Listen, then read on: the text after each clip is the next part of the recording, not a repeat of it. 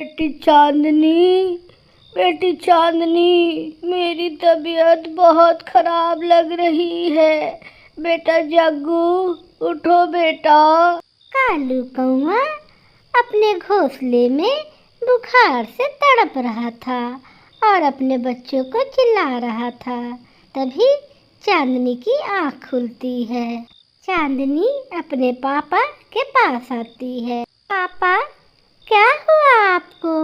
आप क्यों इतना कहर रहे हैं? बेटी चांदनी, मुझे बहुत तेज बुखार है, मैं नहीं बचूंगा।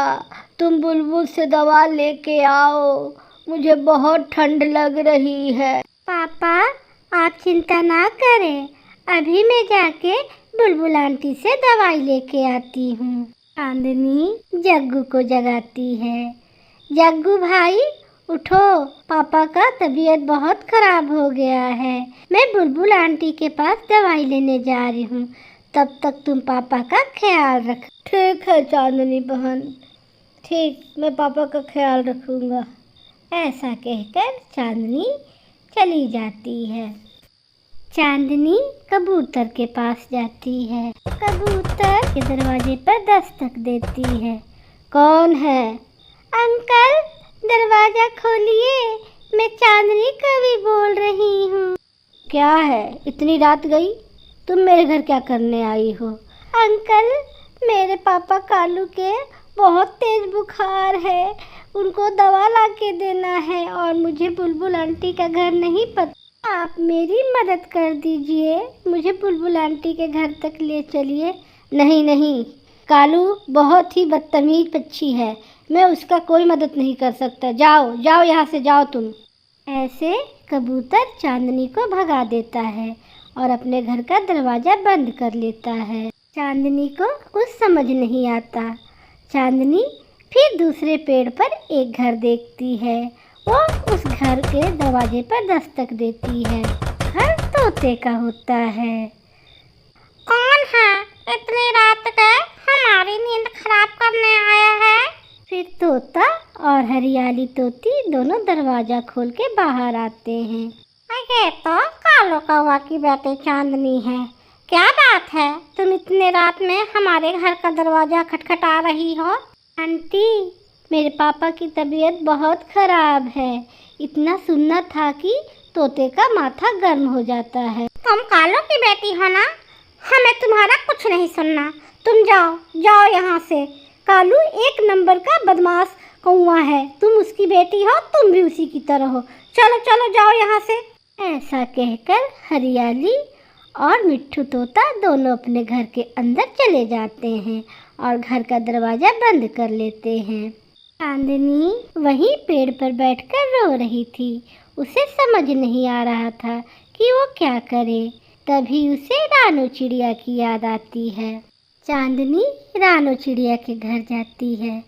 आंटी, मेरे पापा की तबीयत बहुत खराब है, उन्हें बहुत तेज बुखार है।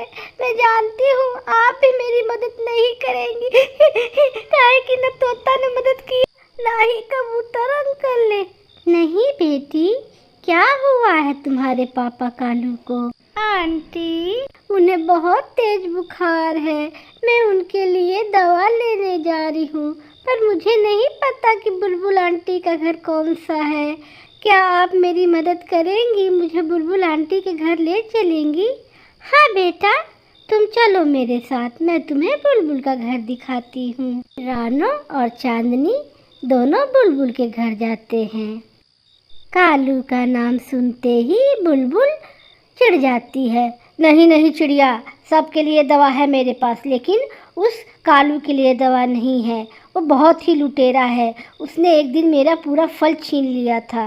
नहीं बुलबुल, तुम डॉक्टर हो, एक डॉक्टर ऐसा बात करेगी तो कैसे चलेगा? वो पेशेंट है, उसका ख्याल रखना, उसे दवा देना तुम्हारा काम है। चांदनी और चिड़िया बुलबुल के घर से दवा लेकर कालू के घर जाते हैं। पापा पापा, ये लीजिए, मैं बुलबुल आंटी के घर से दवा ले आई। फिर चांदनी कालू कौआ के मुंह में दवा के 2 घूंट डालती है। कालू कौआ ठीक हो जाता है। पापा, मेरी मदद किसी ने नहीं की, रानो आंटी ने ही की। बहन, मैं बहुत गंदा कौवा हूँ, मुझे पता है। मेरी मदद कोई नहीं कर सकता, बस तुम ही कर सकती हो। इसलिए तुमने मेरी मदद की। धन्यवाद चिड़िया। आज के बाद कोई भी गलत काम मैं नहीं करूँगा, सभी पक्षियों से मिलजुल कर रहूँगा। हाँ कालू भैया, सभी पक्षियों को जंगल में एक दूसरे से मिलजुल कर रहना चाहिए, क्योंकि हम सब एक दूसरे के साझी हैं। प्यारे दोस्तों, इस कहानी को लाइक, सब्सक्राइब, शेयर और कमेंट करना बिल्कुल ना भूलिएगा। आपका धन्यवाद।